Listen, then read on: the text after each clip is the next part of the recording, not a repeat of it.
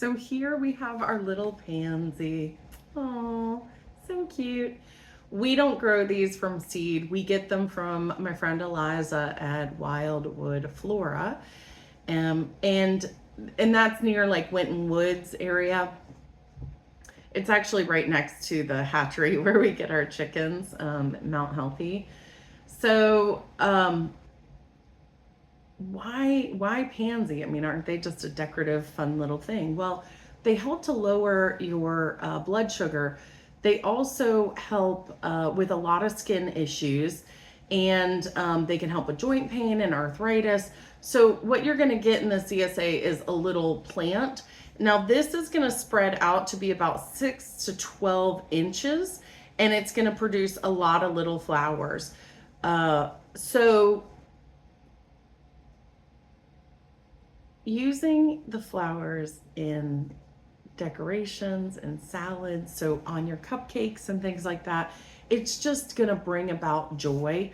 And the flower essence for all of the like violet and viola and pansy, they really are about self-acceptance.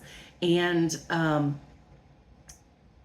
if you take care of this plant throughout the summer, so when you plant it, you're going to want to plant it somewhere where there is another plant that's going to grow bigger and kind of shade it. And the reason for this is the pansy likes this temperature. They really love 50 to 70 degrees, and they'll still kind of maintain themselves, but they'll come back up again in the fall as far as flowering. Like it'll continue to flower. So in our region, they are considered an annual, although technically they are a perennial plant. So if you wanted to dig them up and bring them inside, you could. That definitely would save you some money from having to go out and buy the whole plant. But also you can get seeds and you can start it yourself if you want.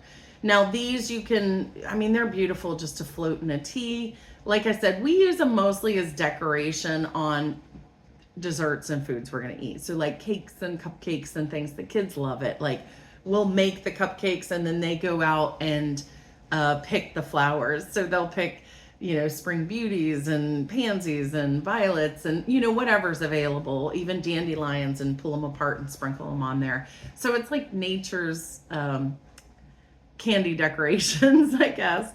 But we also make tisanes and lemonades and things like that. Again, with the freeze pops, this is another one. A lot of these spring herbs will go ahead and make freeze pops so that they're in the fridge for the kids for the summer and for camp and all these different things. And they love them. They absolutely love them. But it's not limited to children. I mean, if you think you're going to eat a freeze pop, I do, but only usually when they're doing it or if I have a sore throat. And these are the kind of plants that are really great because they help with infections and they help with cough, and so it's perfect in a freeze pop. But this is also one where for this particular CSA pickup, all you have to do is plant it and let it spread out.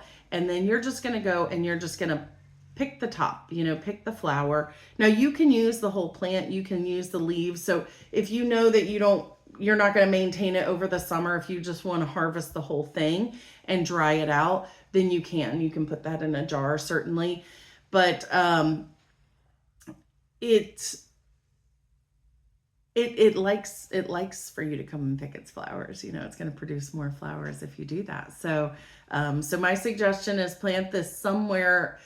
You can plant it in a pot, but just realize that if you're planting things in pots, they have to be watered every single day.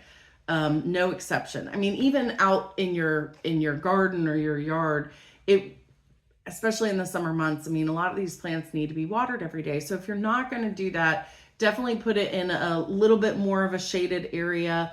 You can go more of a part sun type of thing, maybe a plant that's going to cover it, or grow bigger than it. Like we put ours where we put our tomatoes and the blue vervain and the lemongrass, so it kind of shaded it, so they were like underneath underneath the tomato plants, and they got enough shade that they were able to live. Now they also got water because we were watering them.